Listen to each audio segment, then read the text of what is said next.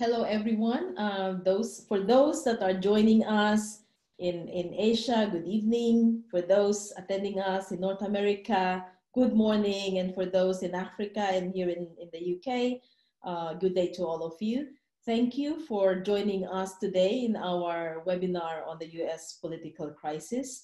My name is Dorothy Guerrero. I'm head of policy with Global Justice Now.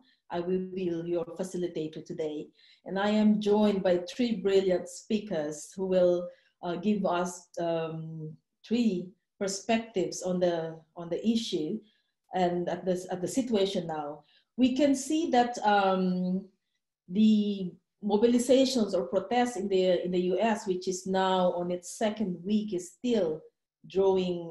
It's still on fire. The US seems to be on fire, and there's a lot of people joining the daily protest. While I was preparing this an hour ago and doing the last minute preparation, I was reminded that we have this supporter briefing in 2007, which we published, and we mentioned then the briefing, as you can see, is titled "The Dangers of Trump," and we wrote then that no US president has aroused the same level of global outrage before even occupying the White House as Donald Trump.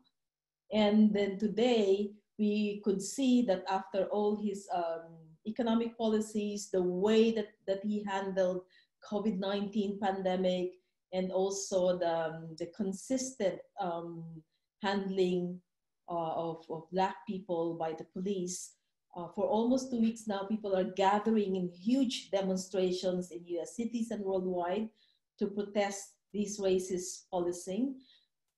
There are calls too for defunding the police, which is now being discussed, I read this morning, by the Minneapolis Council. Yesterday, local Black Lives Matter in Bristol pulled down the statue of Edward Colston. Colston was a 17th century slave trader who has numerous landmarks named after him in Bristol. It seems that for people here in the UK and also in the US, as I could see, the years of trying to change policies, of trying to change on the level of governance is failing, and people are now moving and changing things with their feet, for attending the protest, with their hands pulling down statue, and with warm bodies in the daily protest. And globally, it seems that Martin Luther King's famous notion or famous words that injustice anywhere is a threat to justice everywhere is making it loud and clear.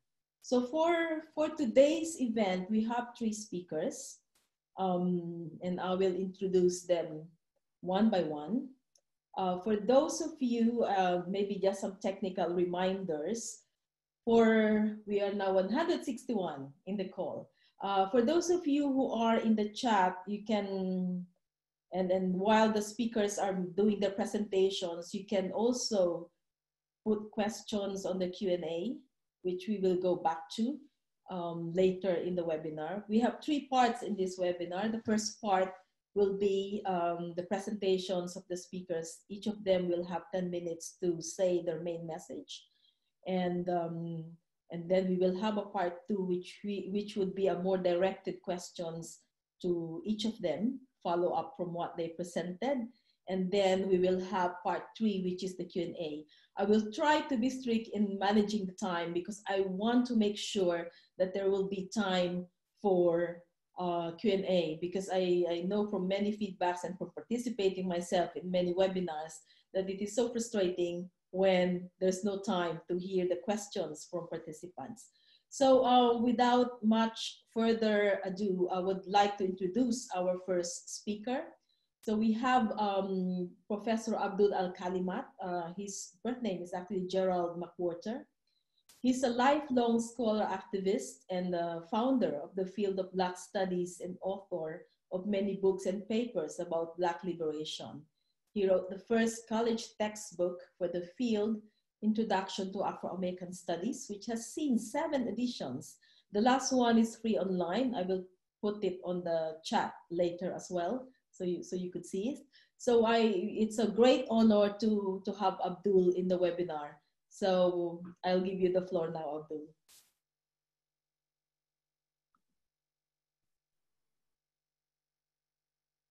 Moment, Abdul is still muted. You're still muted. Sorry. I just want to first start by saying, expressing my appreciation for being included on this panel. Clearly, this is a very important moment in the political and cultural history of the United States.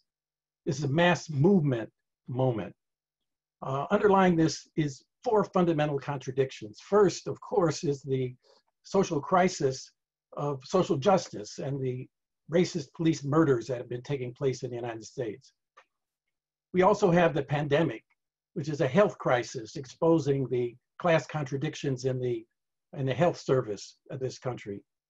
And third, of course, is the economic crisis and the slowdown and the jobs cutback that has occurred. And last, of course, is the global realignment taking place with the Trump retreat from US global hegemony. So we've got these underlying contradictions that are fueling this mass outpouring of protests.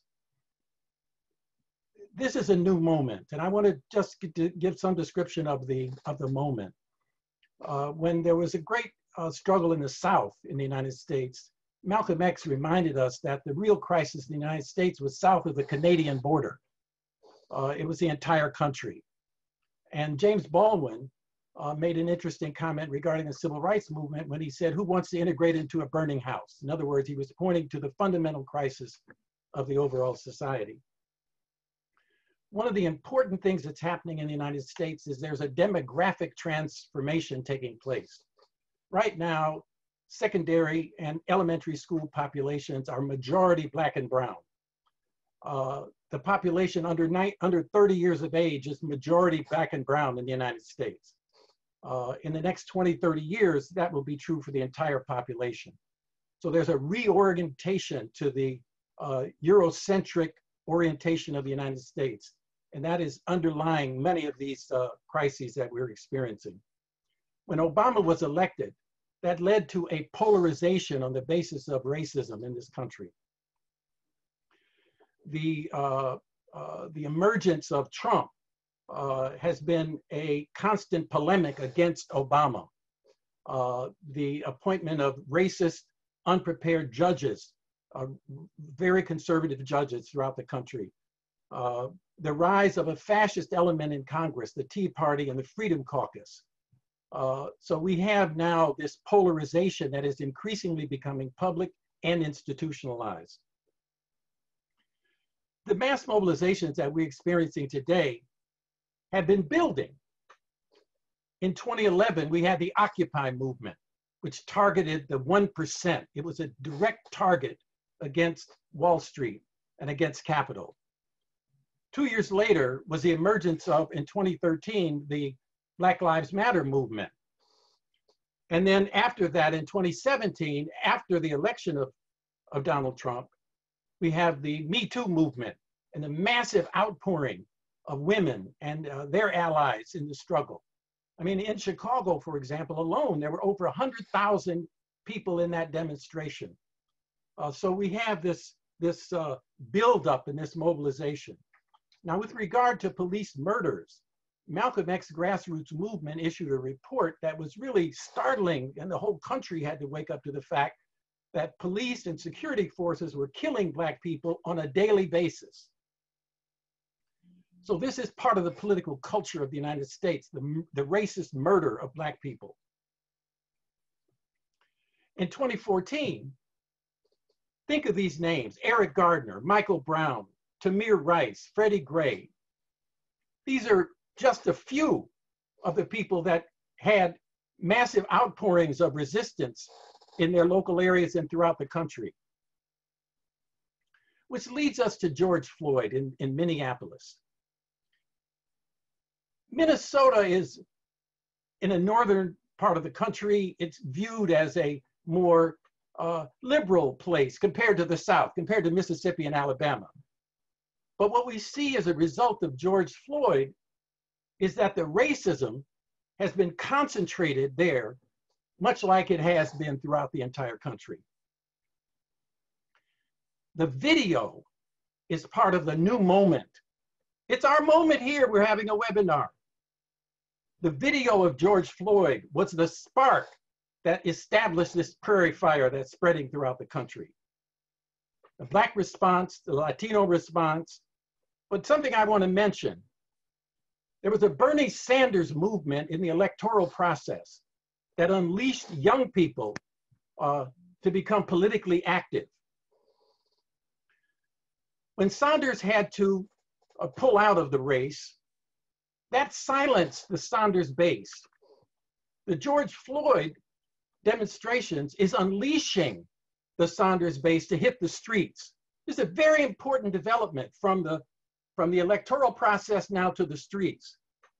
And I want to point out two dynamics in the mass movement. On the one hand, what we had were what sociologists call the commodity riots. People were attacking retail stores. This was a confrontation of the masses of people with the lowest level of capital that they could access. But what was important is it moved from the commodity riots in the retail stores to actually a direct confrontation with the state. They burned down a police station, 3rd precinct in Minneapolis, and then moved to the 5th precinct for demonstrations, burning down police cars throughout the entire country. This is something new, this direct confrontation with the state. On the other hand, the nonviolent protests, which is very much a part of the civil rights movement and the political culture, it is the question of quantity to quality. The massive demonstrations now that have taken place over 14 days in its multicultural diversity and its transgenerational diversity raises the question of what is going to be the future. Will we be able to sustain the street protests or ritualize them? What will be the new definition of July the 4th, which is the Independence Day in the United States? How will the movement redefine that? Will people vote? What happened with the Bernie Sanders campaign is the young people that he expected to vote did not vote. And young people do not vote in the United States at a higher level. Of course, many people don't vote in the United States. Will the vote occur? But it's also true that even if the vote occurs, what is Trump going to do? Is he going to leave office? Is he going to steal the election? These are fundamental questions that are now being debated in the United States. And lastly, of course, and most profoundly, is the question of the working class. Right now, what we have is a decline in trade unions. We have a decline in militant working class leadership.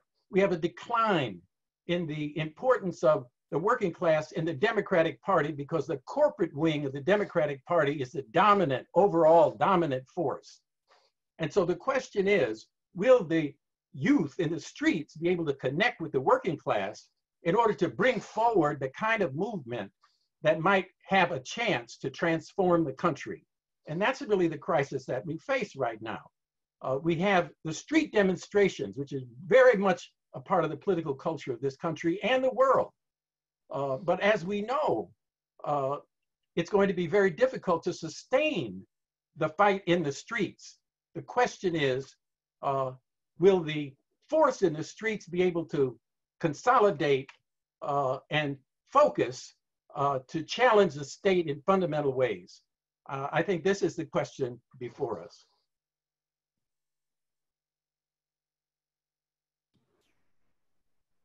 Okay, thank you, Abdul. You have given us your initial presentation. These main messages that you mentioned is both a reminder and a challenge that in protesting and making change happen, it's both, it's not a sprint, but it's also like a marathon event. If we could sustain and be resilient and at the same time develop strong and sharp strategies, the changes would happen. And also, I think what the US situation is also saying is that people have said enough. they have enough of the violence, they have enough of inequality, and they truly want to change. So before I call the second speaker, I also wanted to say that this webinar is being supported by our activism team. So we have Effie in the background and Sam Lun Harket as well. And later on, or maybe they can show themselves and just say hi to everyone, just for a second or two. So for the second speaker, I would like now to call Walden Bello. Walden has been a leading figure of progressive movements in the Global South for over 40 years.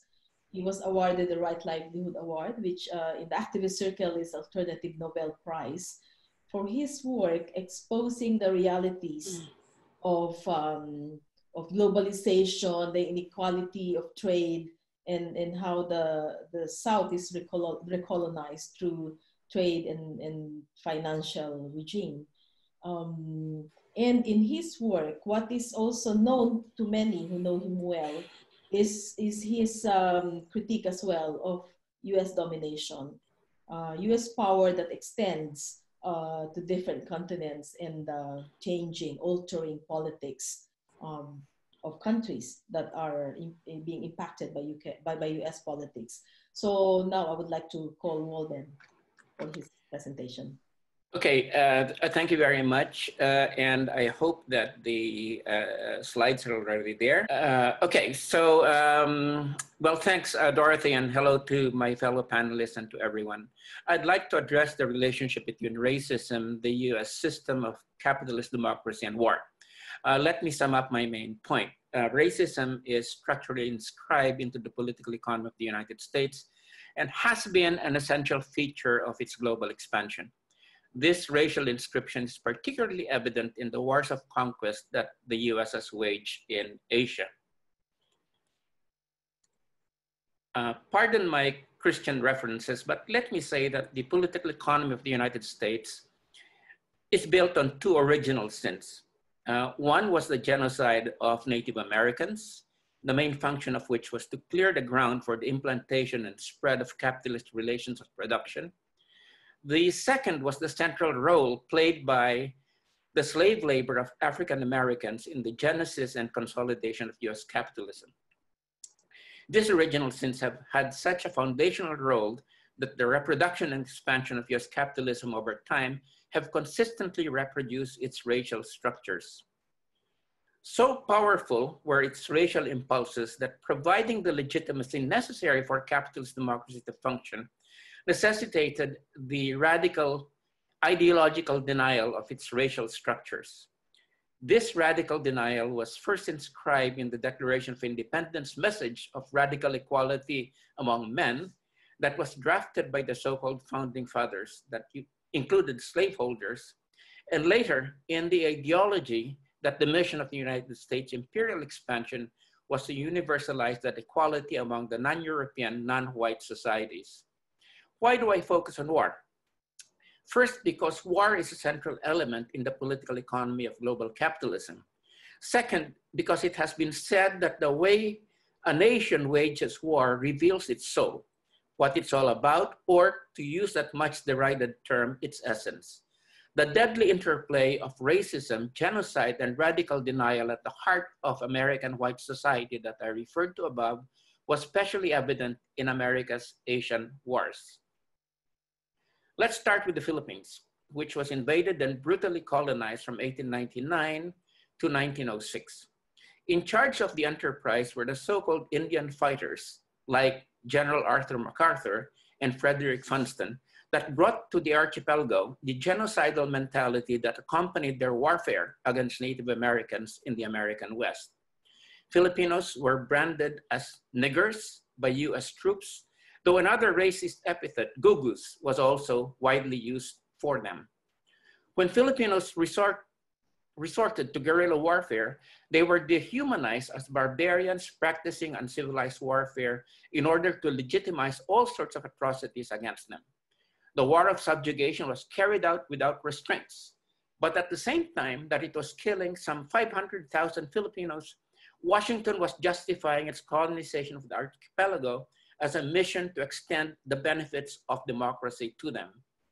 Rudyard Kipling's Take Up the White Man's Burden, written in 1899 to glorify the American conquest of the Philippine archipelago, resonated throughout white America.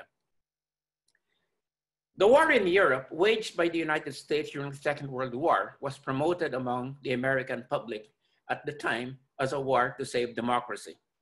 This was not the case in the Pacific Theater, where all the racist impulses of American society were explicitly harnessed to render the Japanese subhuman.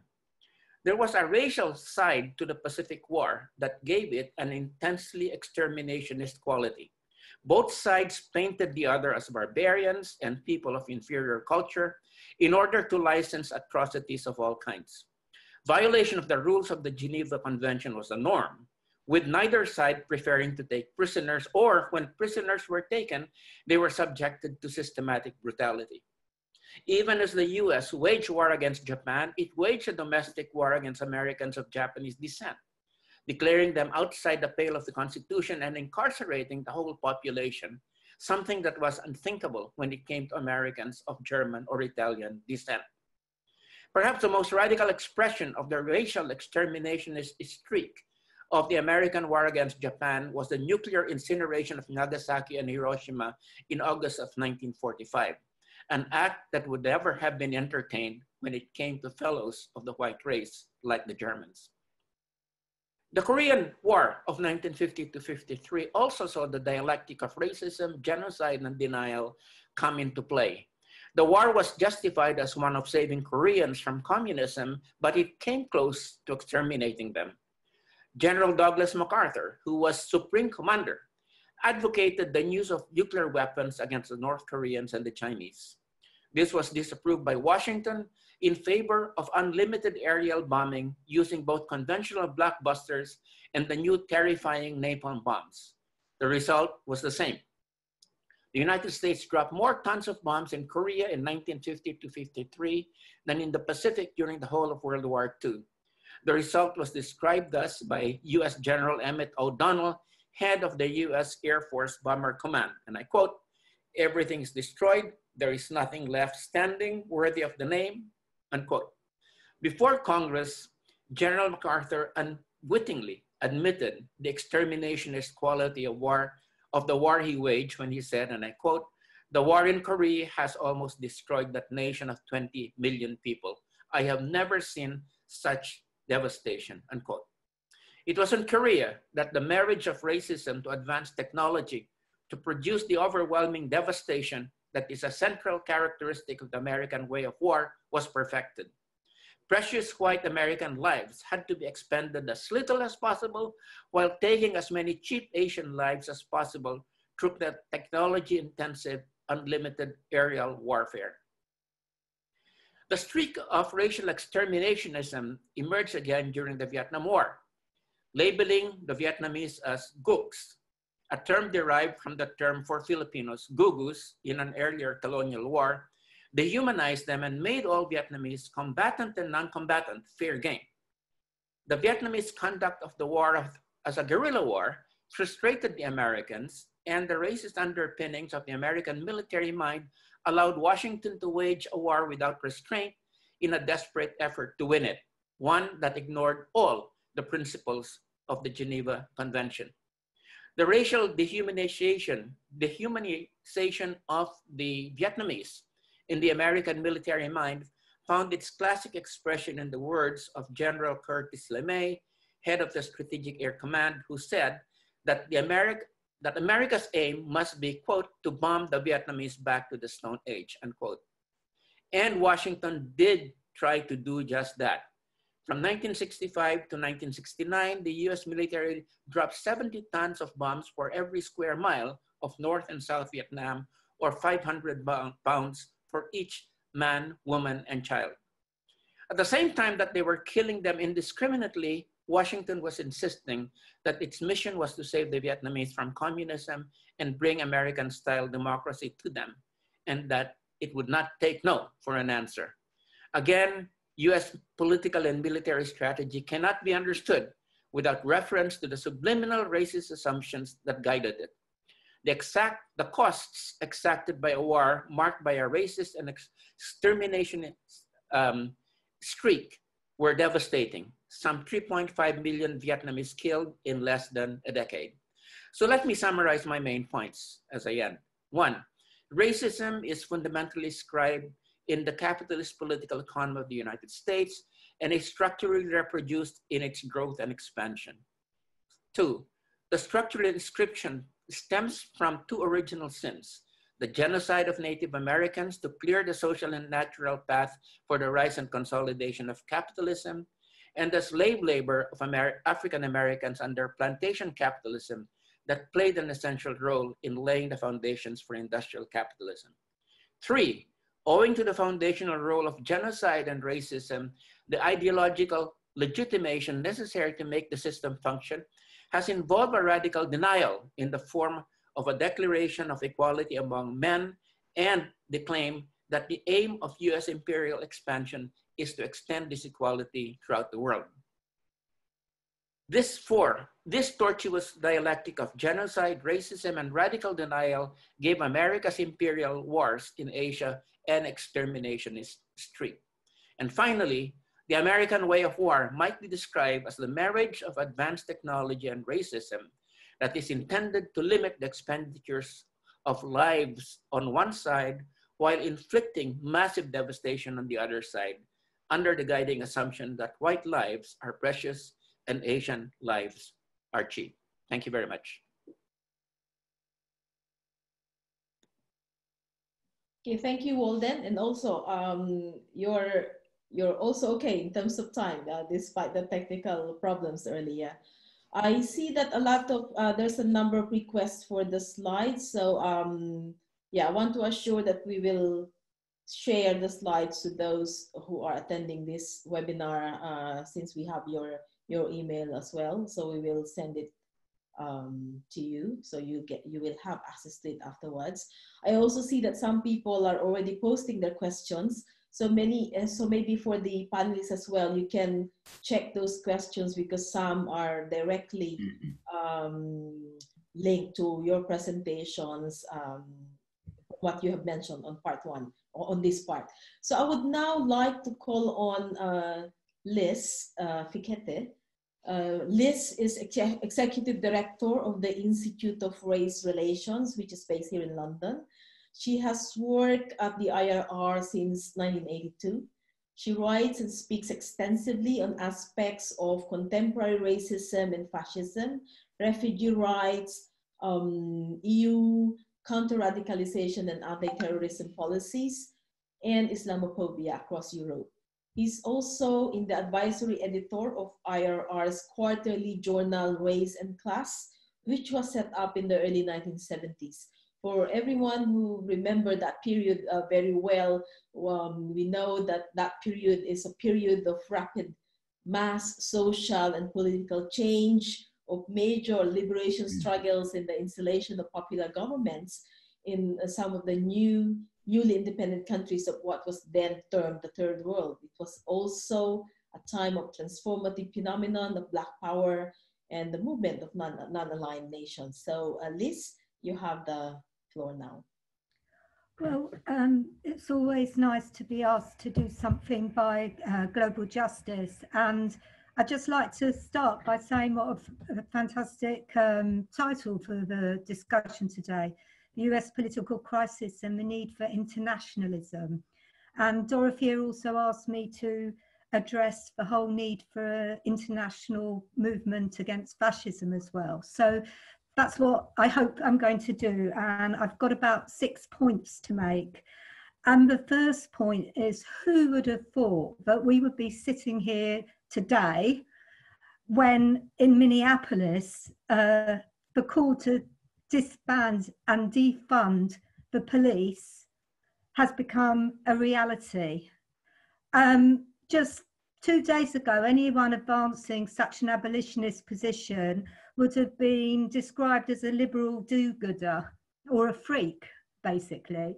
So I agree very much with Abdul that this is an extraordinary moment. It's an exhilarating moment, but also it's a moment that sometimes I think that I'm developing a manic personality, because I'm also worried about the repression to come.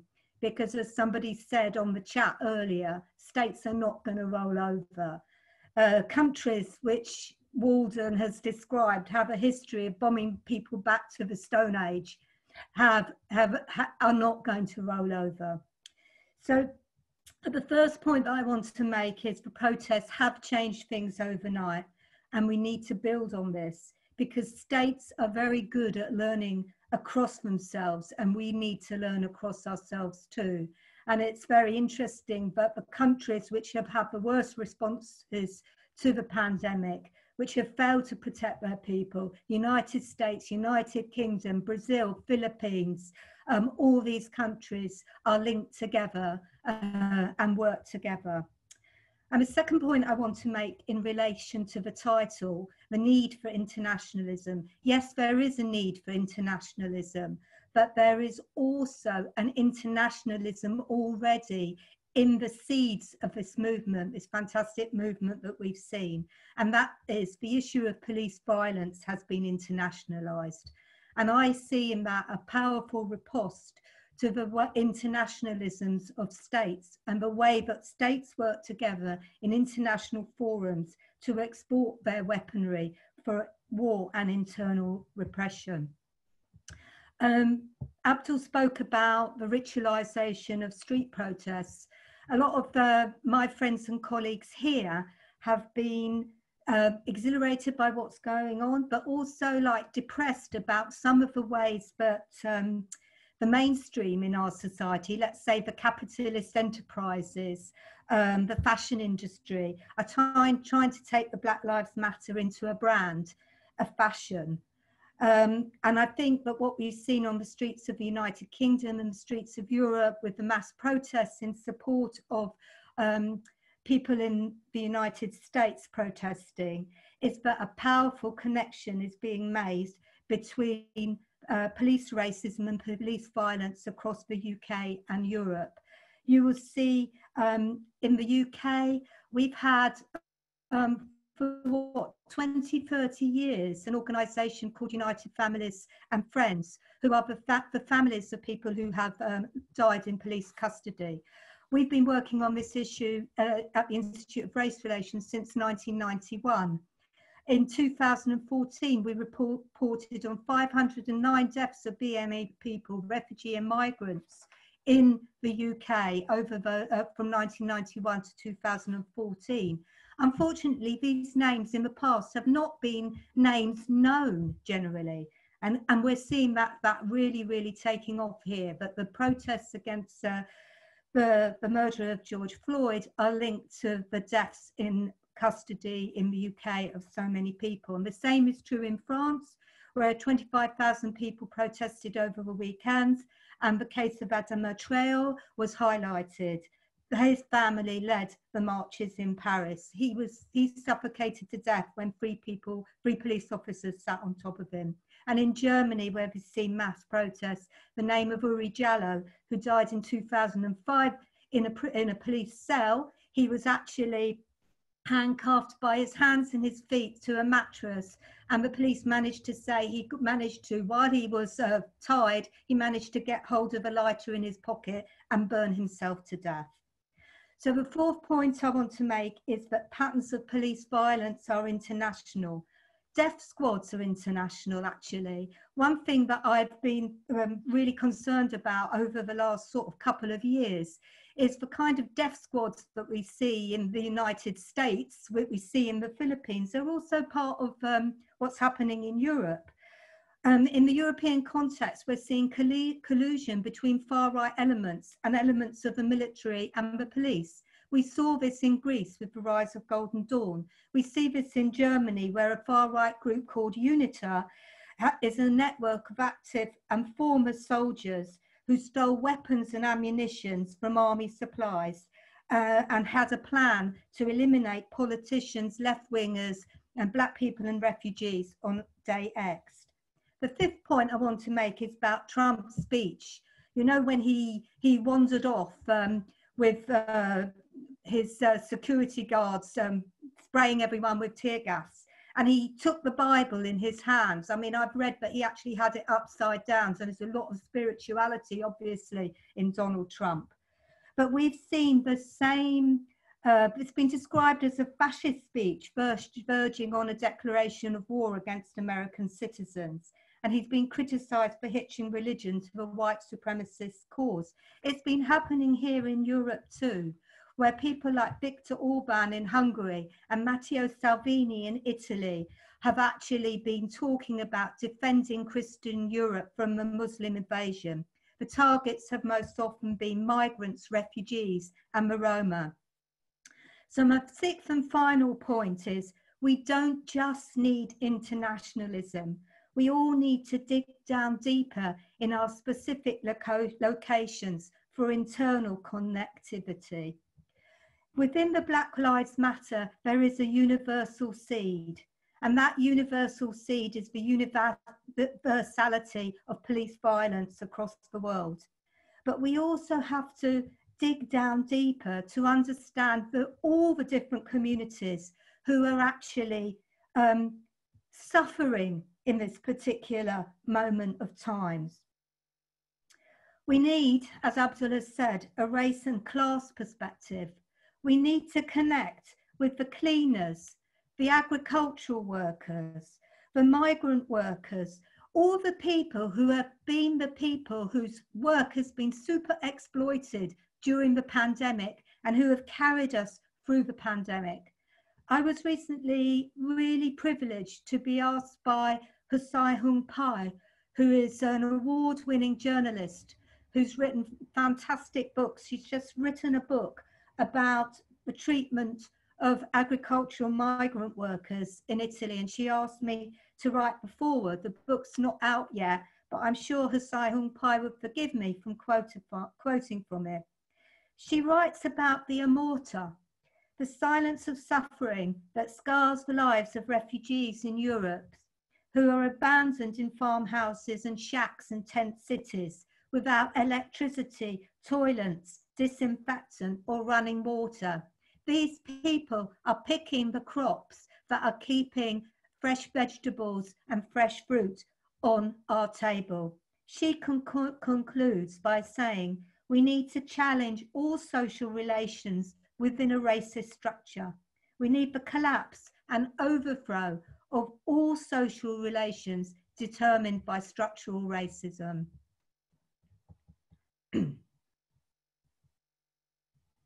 Yeah, thank you, Liz.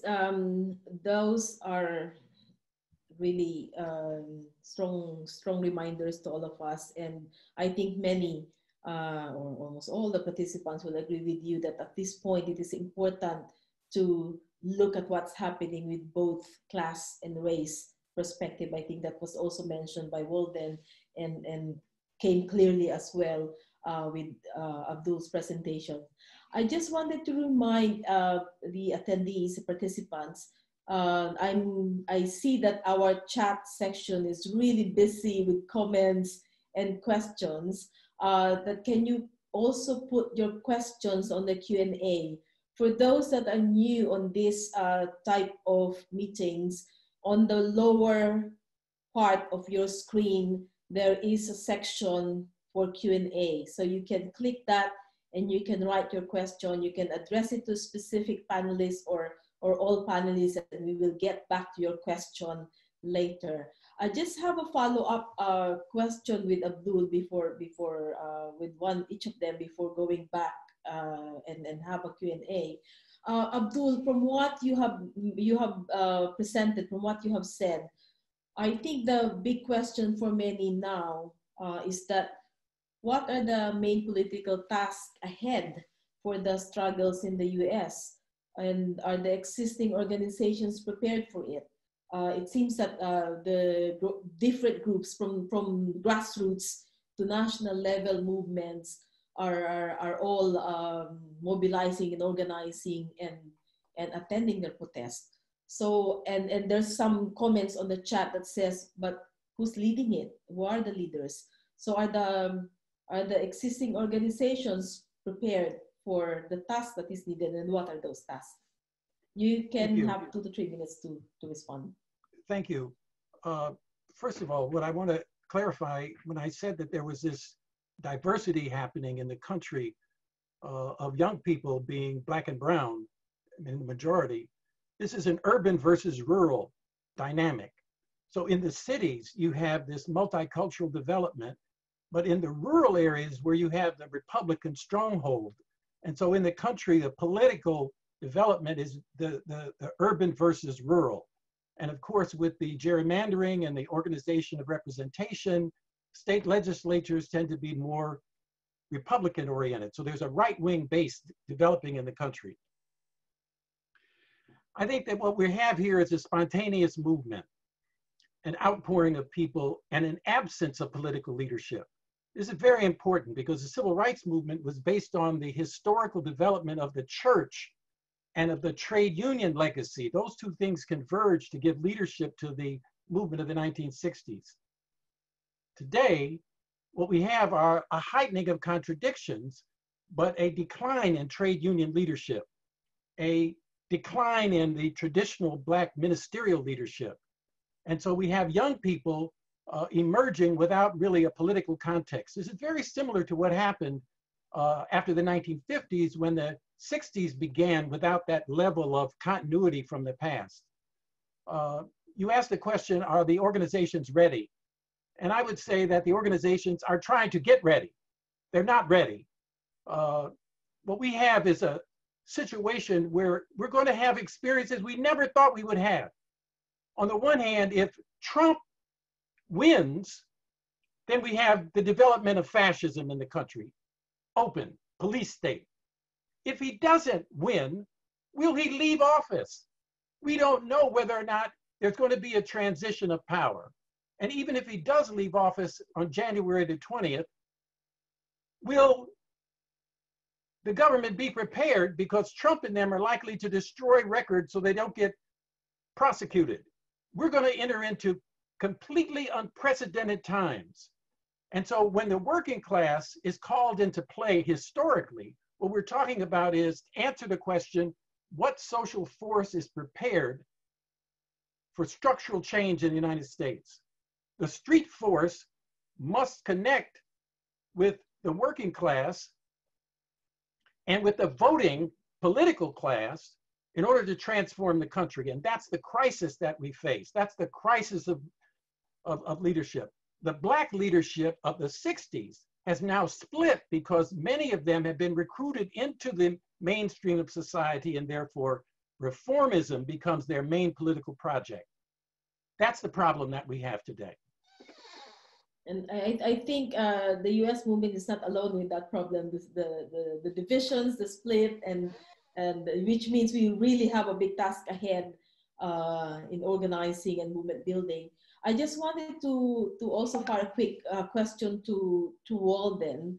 From what you have mentioned and from what we are hearing, reading, and watching from Colin Powell, or ex-Defense Secretary Jim Mattis and other senior military US officials, there is now a split between the senior level military and Trump at the domestic level. What do you see as the implications of this split in the US military policy globally?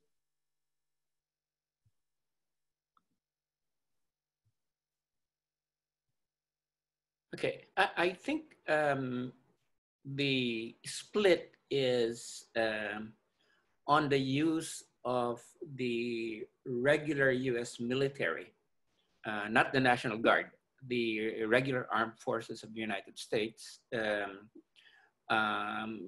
on, to quell domestic protests. And so I think that that's where the split is. And I don't think, and I think Trump to a certain extent has backed off from that. But I don't think that that is affecting the way that both Trump and the military are still one, in terms of consolidating and maintaining, U.S. Military hegemony globally. And certainly in some aspects, like in some aspects of global policy, for instance, in Korea, the military has been more, how would you put it now, hardline in terms of not doing anything to destabilize the U.S. presence than, say, Trump. So I think that we have this situation whereby domestically, definitely, you do have that split, but you still have a strong military backing around maintaining U.S. police and military hegemony globally. So that's I don't think it's affecting that. And there are, as I said, there are some areas where Trump has been more diffident about deploying U.S. military, where the military has been more aggressive than Trump in terms of being present there. So that would be the way that I would read this situation at this point.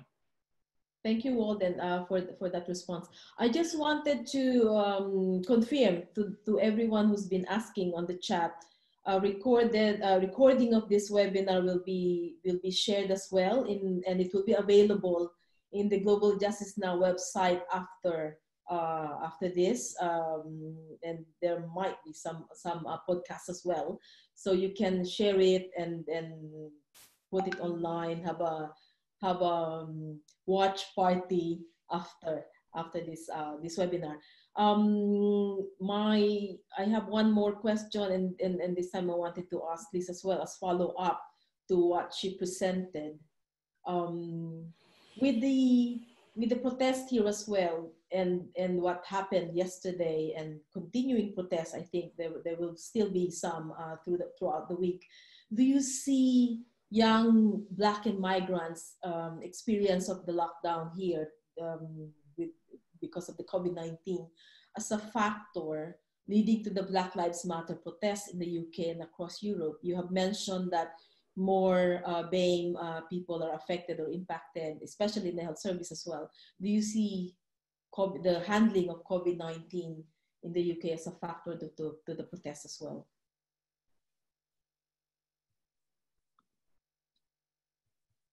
Unmute, please unmute, please. Yes, Dottie, I do think it is a factor, it's one factor.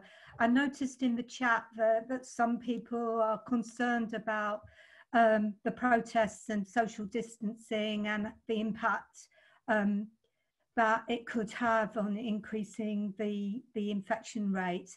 But I think we have to roll back and also understand that this eruption has come because of a certain type of policing that has created a pressure cooker situation for many, many young people. So we've been charting the impacts of the discriminatory impacts of lockdown on IRR News, which is our free anti-racist social justice newsletter that goes out every couple of weeks. And I would urge you to sign up to that if you possibly can. And I think we have to look at things like what's happened in the UK. Can you believe it? In April, when there was hardly anyone in the streets, in April 2020, there were more stop and searches of Black young people than there was in April 2019. What were the Metropolitan Police thinking about that level of repression on the streets? A lot of these young people live in high-rise estates where they don't have balconies, when they don't have gardens. And yet when they go and sit in the park, you get the right-wing media doing all these scare stories about selfish young people going out to the park. So you have this. Everyone knows that in terms of fines and arrests in the UK, it was Black and migrant and refugee people who have had more arrests and more fines in terms of coronavirus regulations. The same is true in France, where I saw a figure today which actually said that on the first day of lockdown, the residents of Saint-Denis, which is a mainly immigrant area in Paris, got 10% of the fines of all the country. So, you know, this has definitely been part of the eruption. But finally, what I want to say is that there's another aspect of the lockdown that we have to consider, that bad as these statistics that I'm giving you are, there are certain categories of people who have been made invisible in this crisis, and they have suffered the worst. So that actually you have in migrant and refugee camps, you have in Roma camps in Europe, it hasn't been lockdown, it's been element of martial law with targeted quarantine. So when the military builds separation walls and guards checkpoints with guns, when drones with thermal sensors are remotely used to take the temperature of residents in Roma settlements, we are not talking about proportionate coronavirus-related restrictions, but we are talking about militarized confinement.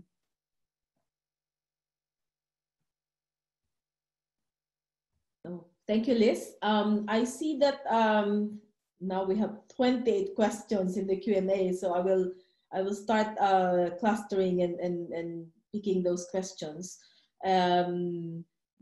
Again, I would like to remind participants, it's quite confusing that there's a lot of comments on the chat and questions interspread at the same time. So please put the questions on the Q&A and yeah, continue commenting on the chat, because it's nice that we're also giving our views and you're also sharing and agreeing and putting ideas on the chat as well. There's a question, how many are we? At some point we reach 200 and sometimes we're playing between 195, 197, we are now at 190. So I wonder if this is because of the connection, so the numbers are going up and down, but at least on average, I think we are 190. Sam and other people have also posted on the comments section, the chat section, how to follow us. We are on Twitter, so it's at Global Justice UK. We're also in Instagram and Facebook. And again, the recording of this webinar will be shared in our website as well.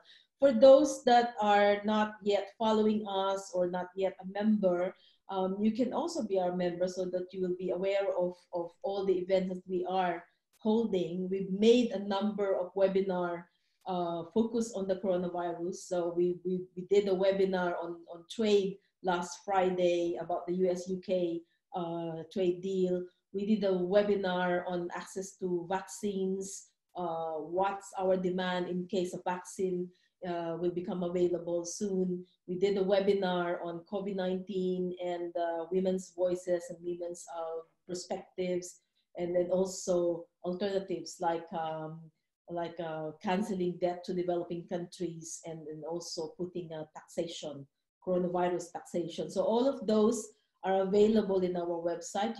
There's a dedicated portion there on COVID-19. So you can watch past webinars and wait for these webinars to be put up there as well. There are podcasts. There are also interviews featuring Southern perspectives on the coronavirus. So I've made a number of interviews from South Korea, South Africa, Brazil, Kerala, DRC. So they're all there in the website. So now there are 34 questions. Oh gee. I think first, I would like to mention, because also Elspeth put this on the chat. Elspeth asked about the end of policing, points to the historical process by which policing, regardless of restraining, etc., and good or bad individuals, was set up to maintain the culture of status quo. protect those who gain from the status quo, from the rage, disturbance of those who are not gainers. How would you bring this into awareness and take down its insidious effects in all of establishment institutions, police, schools, welfare, medicine, etc.? There's also question from Les as well, Les Levido. Question to Abdul. Alongside attacks on police infrastructures, protesters have targeted mayors, including Democratic Party members, who claim to support the protests. Slogans include charge the cops, defund the police, perhaps also demilitarize the police, etc. What prospects for protests to achieve such aims? And I think one of the last as well, I will try to get at least 3 to 4 rows, or maybe 2 to 3 questions, rows of questions. For Walden, what reaction has there been in Asia over the death of George Floyd and the level of inequality that affects disproportionately people of color? And do you think it will lead to greater international coordination and support against such injustices? So I think that's for the time being, and then if the panelists can respond quickly to those questions. Keep the questions coming.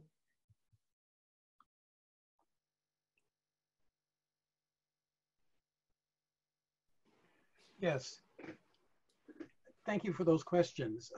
The first point I want to make is that we have to become serious about how serious the moment is. There's a lot of discussion about how incompetent Trump is, how foolish they are, how inept they are. What if what is happening is a matter of policy? In other words, if you take the pandemic, why are prisons hotbeds and therefore subject to infection and death? Why are homes for the elderly and hotbeds? Why are the meatpacking plants full of immigrant and Black workers in rural areas? These, from my vantage point, are policies of liquidating parts of the population. This is a fascist policy, and it has to do with the power that has been developed in the Republican Party, in the police forces, and in the military through the evangelical right-wing development.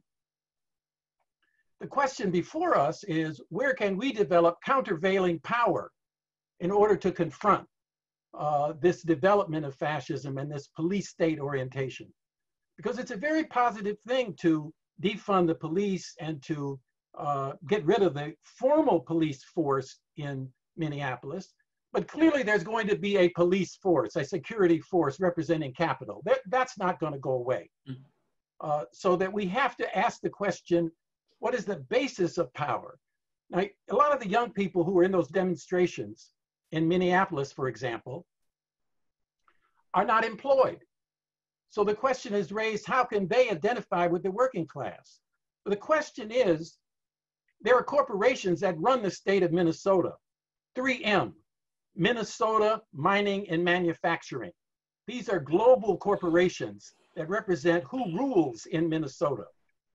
If the street protesters had called a general strike, then those postal workers that marched, those bus drivers that refused to cooperate with the police, could have spread out, and then you would have had a chokehold on the state in a direct confrontation with capital.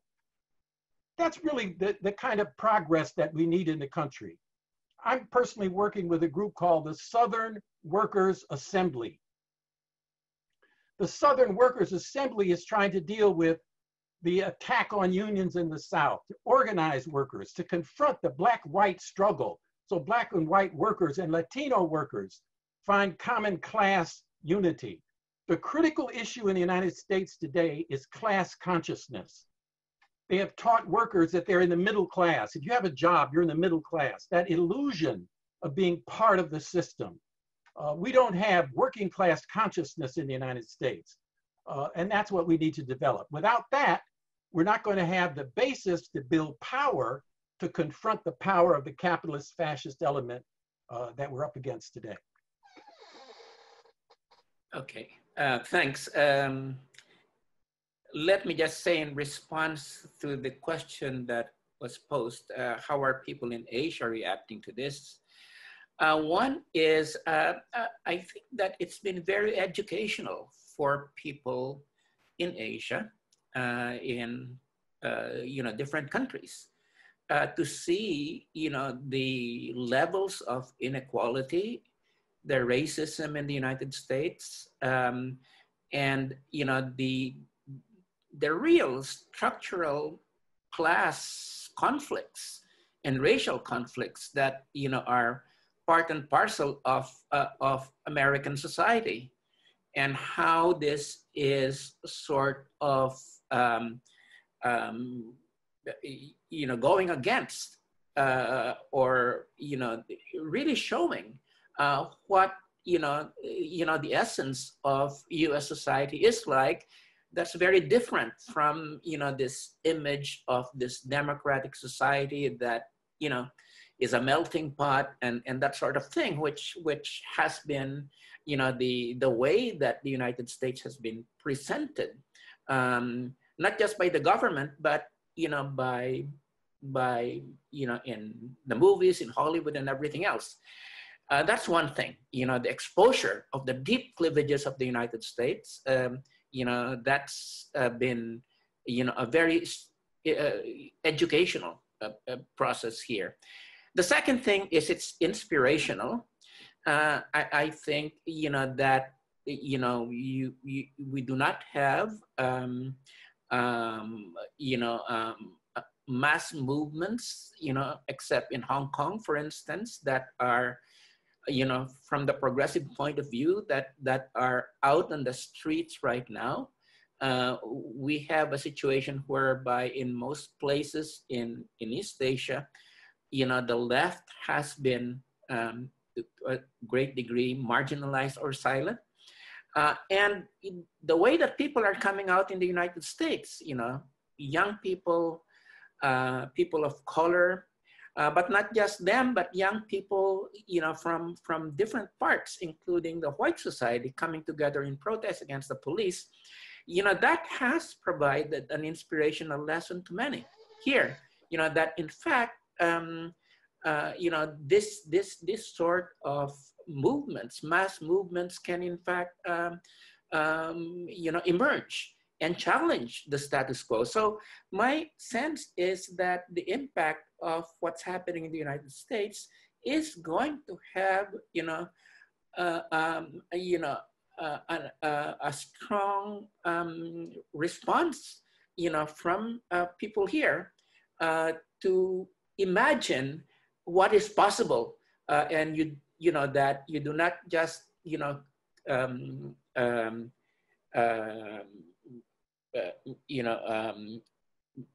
stay without protest, that in fact protest is possible, and it is possible to really push, in terms of achieving social change. So of course, there's a lot of, where is this gonna go in the United States? But I would just like to emphasize that it's been very inspiring for people.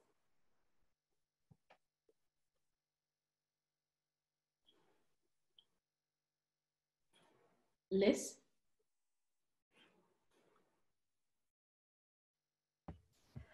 Yeah, I'd just like to speak perhaps to the question about how do we bring about an end to police violence and an end to the use of police weaponry against the people.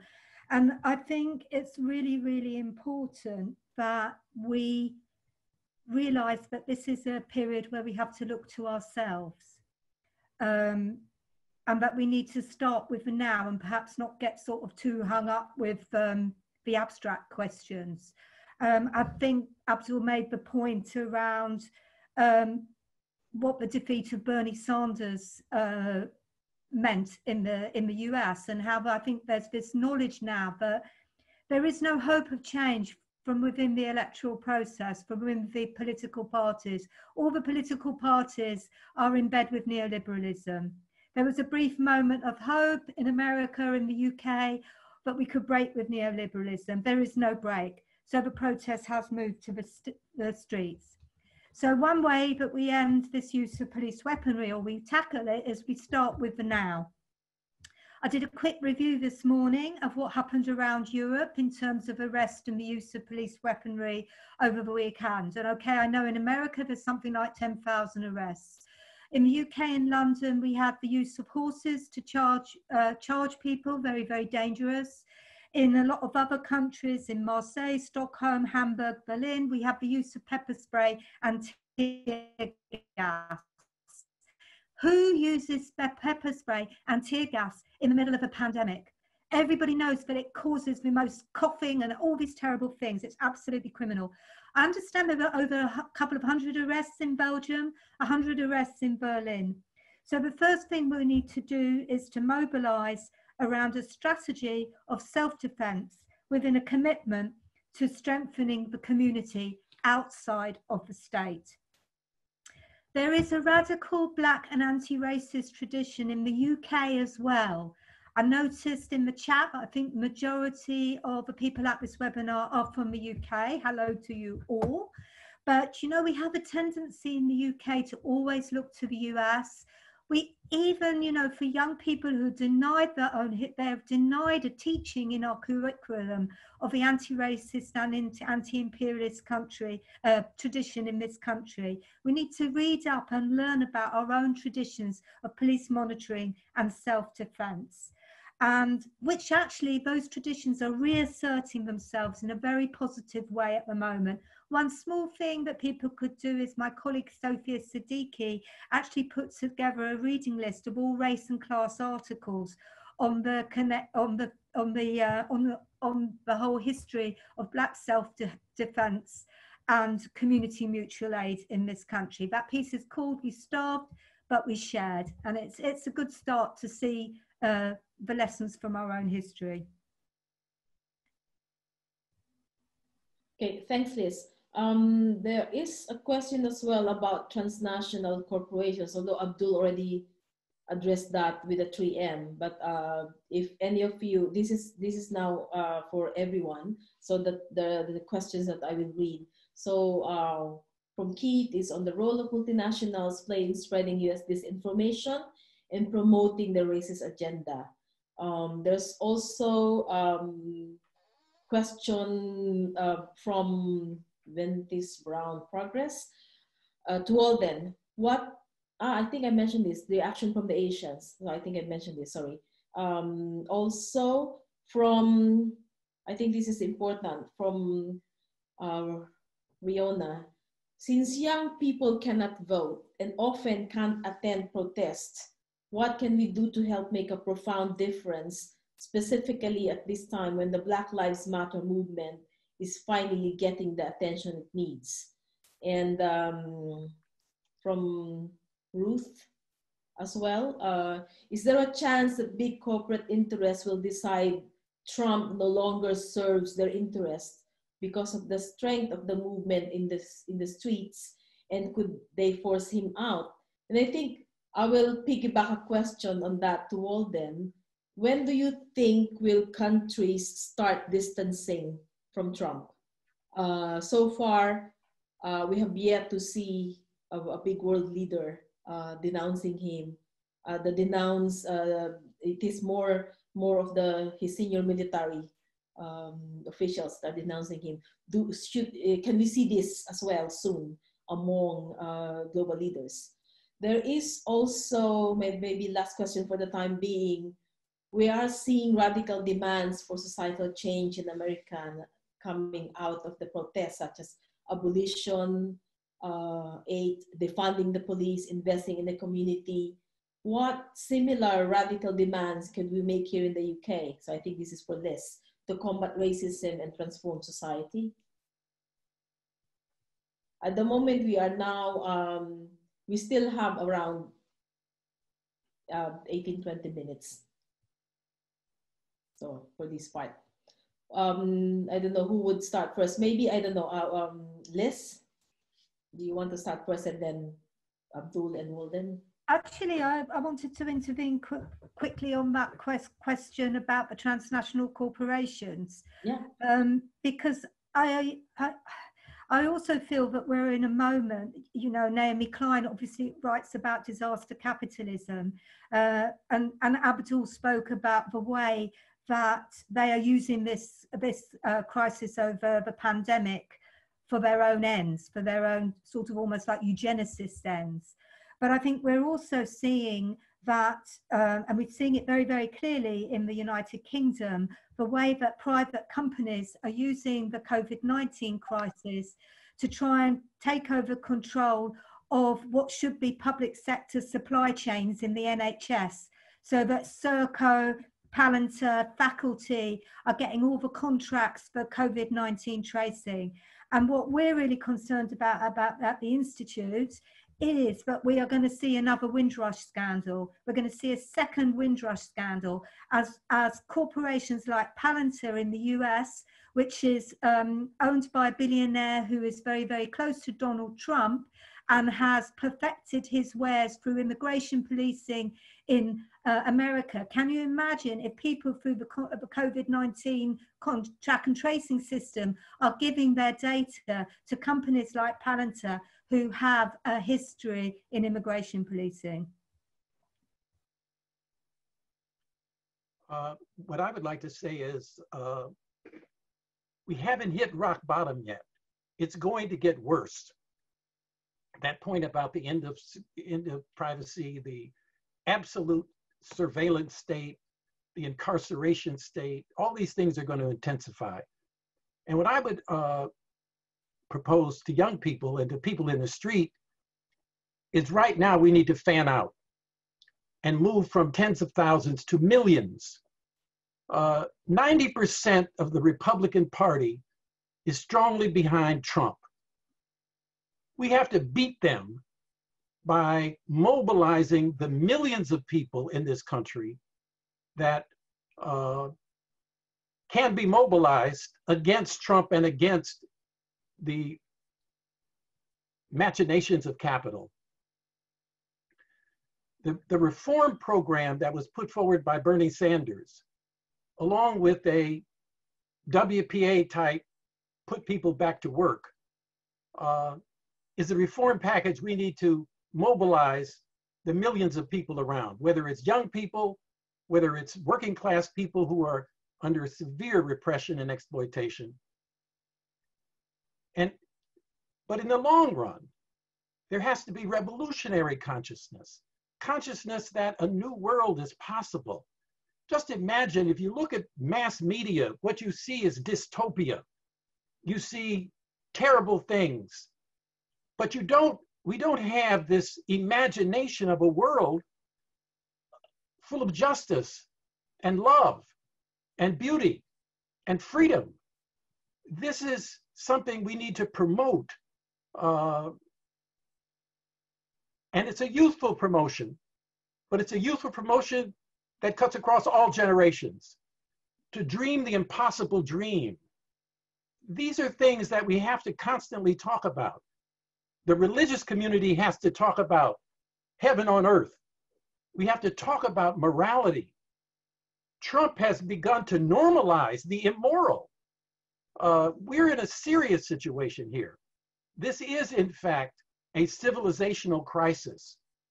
And it's not just a crisis in the US, it's a crisis in the world.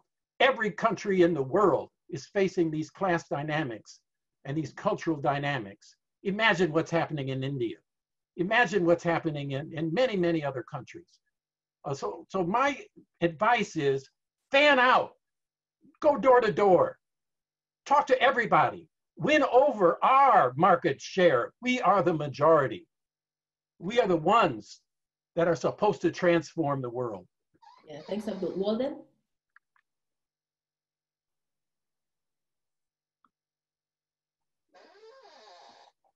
Your thoughts on building, moving, widening the we. When we say we, the social movements, the progressive, how do we widen that we and make it transnational, make it global, and build a movement that will be internationalist in perspective.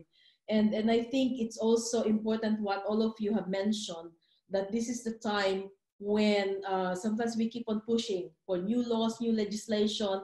We have put forward our ideas. We presented our blueprint, be it in the party manifesto or all our policy proposals, all the alternatives that we've been saying. But at the same time, more than ever, this is the time for resistance, and that should be a stronger, sharp, internationalist resistance. So how do we build that? I think I will start with Abdul again. Well, I would like to answer the question in very concrete terms. This coming Sunday, the Southern Workers Assembly is having a webinar dealing with meatpacking. Now, the meatpacking industry has a majority of workers are Latinx, and of them, many of them are undocumented. So we have the whole immigration, workers, the question of unity of the workers. And what's important about this webinar, and people who want to access this can just Google Southern Workers Assembly, and you will be able to get to the information, is to hear from the workers themselves. I think the importance of developing international consciousness is for people to hear each other. And unfortunately, on the media, we often hear the middle strata, and we hear intellectuals, and we hear pundits, but we don't often hear working class people talking about themselves and talking to each other. And that's one of the things that the Southern Workers Assembly is trying to do, is to create a context where workers can talk to workers. People are intelligent. That's one of the things that, you know, I'm an academic, and often people who go to college think they're smart and everybody else is not smart. You think that the working class is without reason. And this is such a fallacy, but it also feeds into the marginalization of workers from discourse.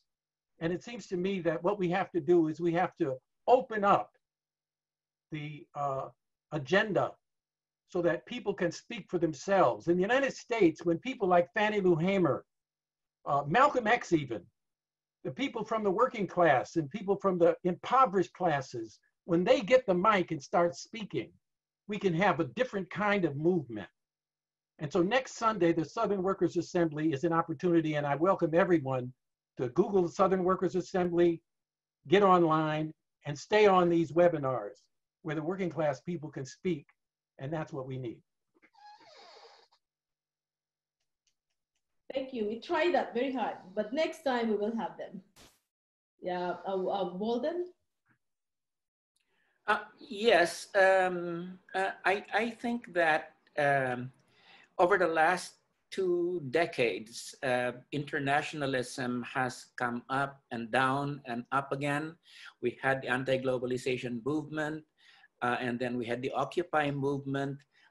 And, you know, so basically, I think that the infrastructure of internationalism is there. There have been networks that have been formed, and I think we really need to get energy back into these networks and drawing in, you know, the energies of young people that we've seen on the streets, you know, in not only in the United States but in so many other places. Okay, so that's you know, so that international network is there. Let's rejuvenate it with new energies. The second thing is the climate, as a number of people have said, has this massive potential of bringing us together. You know, the right is is very anti, is denialist for all intents and purposes.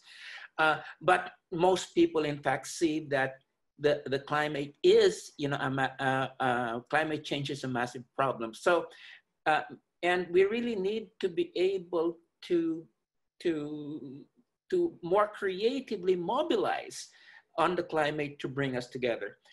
the third thing is, of course, the women's movement has been a movement that's been on the upswing, for a couple of years now, and it has taken the leadership not only with respect to women's issues but other social issues. So, and I think that that for it to play a leadership role in terms of bringing us together, it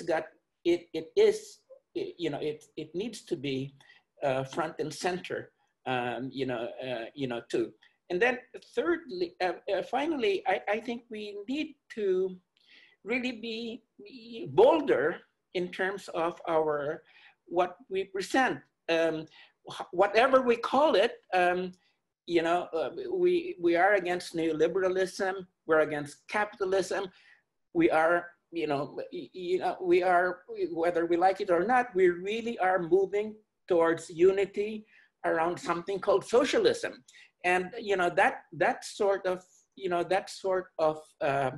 articulation of what we're all about justice, about democracy, and peace. This is something that extremely important to be able to move and create an inspirational agenda right now. So and we don't have much time. There's something that, nature abhors a vacuum, okay?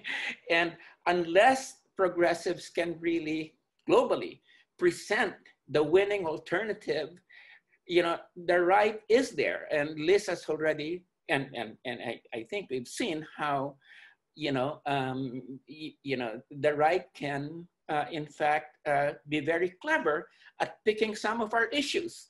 Like we were the ones who articulated the critique of globalization, but it was the right wing in many ways that harvested it with its sort of nationalistic version of globalization.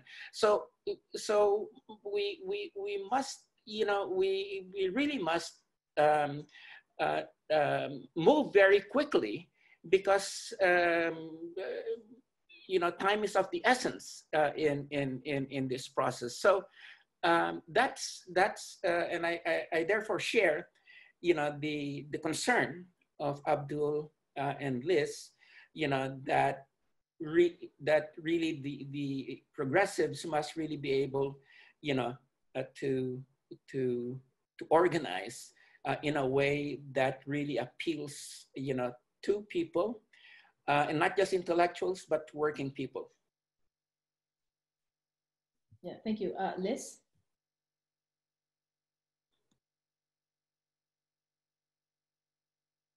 Unmute, please. I'm going to answer the question about internationalism, but I've been feeling really bad for the last 5 minutes, because I think there was a young person who asked the question about what they can do when they don't have a right to vote and they might not be able to get to street protests. So I wanted to speak sort of directly to that young person, actually. Paradoxically, when I said how great it was to have a discussion about the need for internationalism, I've been thinking, as we've been talking, about the need to start with the local. So what I wanted to say to the younger people here is that you don't have to be at the barricade to start a revolution. You don't have to be part of an organised left party or a trade union. You just start from where you are at this particular moment. The local is incredibly important for challenging the logic of neoliberalism and fascism, which the logic is that people who are failed consumers don't matter, they're non-people. The logic is that if you have a mental illness, that if you are homeless, that if you are from a particular racialized minority, you're life unworthy of life. So all of us, each and every one of us, can start challenging that at a local level through mutual aid, through working in our schools, working with young people, working in youth centres, whatever. There's so many wise sayings out there. It only takes a pebble to create an avalanche. the smallest spark can start a prairie fire. So we can all be part of that. Thank you to all your inspiring and wise words. Unfortunately, I still see a lot of questions, but we don't have the time to respond to them.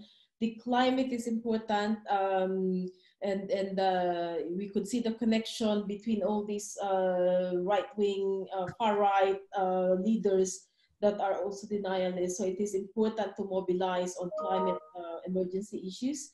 And this is also the part where we see young movements, young people very active in movements. I think what was started in the last couple of years with the Friday March, when teenagers are now demanding concrete actions and appropriate action for climate, that is also something that we were not able to build before and is present now. And I think some of those, I have been following some of the tweets of young groups that many of them are also have joined the Black Lives Matter protest last weekend. So we could see that people are moving together and linking the issue, be it gender justice or climate justice, racist against racism. We are building and expanding and connecting our issues and building a bigger movement. So thank you very much for everyone for staying with us, for joining and giving us your time this afternoon. Thank you to all our speakers, to Abdul in the US, Walden, it's 10:30, almost 11 in the evening there. So thank you for your participation and patience and agreeing to be in the panel. Liz, I know you're very busy, so thanks for being in this webinar. So thank you all. Let's see each other again on June 18 for the climate webinar. And yes, we will post the recording. It will be in our website very, very soon. There will be recording of this whole webinar. You can post it and watch it with your friends and comrades and fellow activists. So with this, thank you and take care. For those that are protesting, we actually have something in our website, I think, about how to be safe and protest at the same time. Because we do, at this point in time, we do need to keep on protesting and keeping safe. So thank you, take care, bye-bye.